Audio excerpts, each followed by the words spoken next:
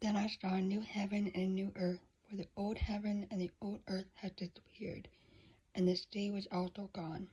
And I saw the holy city, the new Jerusalem, coming down from God, out of heaven like a bride beautifully dressed for her husband. I heard a loud shout from the throne saying, "Look, God's home is now among his people. He will live with them, and they will be his people. God himself will be with them. He will wipe away every tear from their eyes, and there will be no more death, or sorrow, or crying, or pain. All these things are gone forever." And the one sitting on the throne said, "Look, I am making everything new." And then he said to me, "Write this down, for what I tell you is trustworthy and true." And the author said, "It is finished. I am the Alpha and the Omega, the beginning and the end. To all who are thirsty, I will give freely from the springs of water of life. All who are victorious will inherit all these blessings, and I will be their God, and they will be my children. But cowards, unbelievers, the corrupt, murderers, the immoral, those who practice witchcraft, idol worshippers, and all liars, their fate is in the fiery lake of burning sulfur. This is the second death."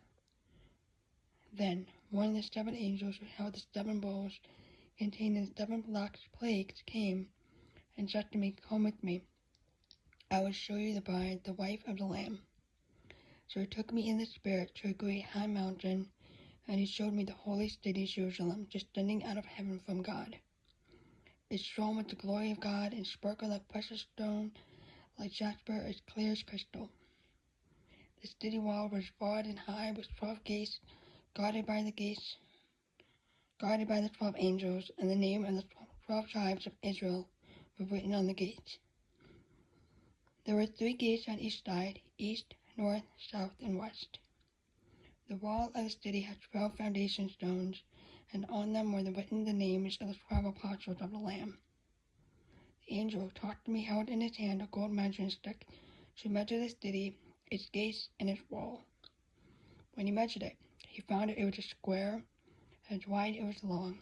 In fact, its length and width and height were each 1,400 miles.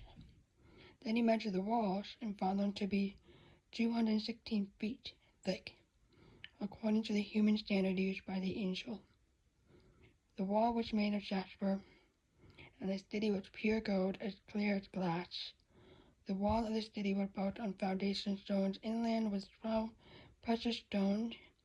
The first was jasper, the second sapphire, the third agate, the fourth emerald, the fifth onyx, the sixth cornelian, the seventh chrysolite, the eighth beryl, the ninth topaz, the 10th chrysoprase, the 11th jasmin, the 12th amethyst. The 12 gates were made of pearls, each gate from a single pearl, and the main street was of pure gold, as clear as glass. I saw no temple in the city, but the Lord God Almighty and the Lamb are its temple. And the city has no need of sun, moon. The glory of God illuminates the city, and the Lamb is its light. The nation will walk in its light, and the kings of the world will enter the city in all their glory. Its gates will never be closed at the end of the day, because there is no night there, and all the nations will bring their glory and honor into the city.